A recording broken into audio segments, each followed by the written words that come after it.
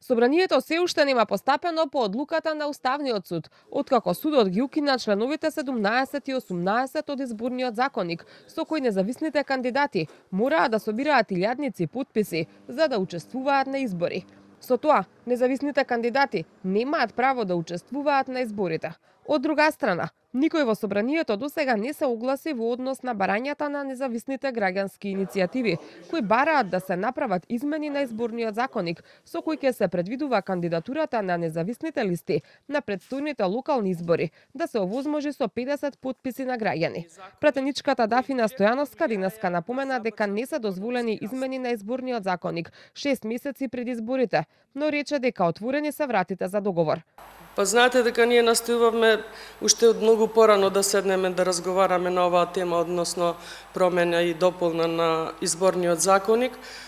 Отворени се вратите за дебата, за договор, но да видиме дали ќе има усогласеност или сосема спротивставени ставови. Па мислам дека веќе времето одбројува, нели, според ЕУ стандардите 6 месеци пред да се изборите не би требало да има промени.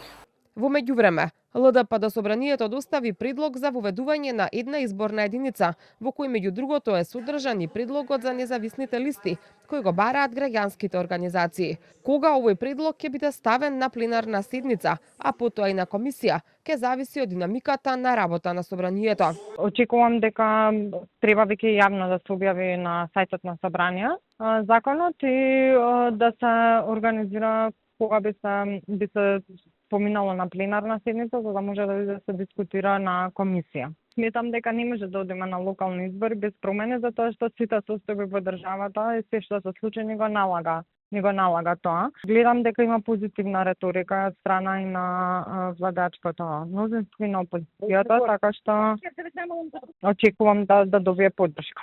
Представници на независните граѓански иницијативи побараа јасни услови за кандидатура на следните локални избори.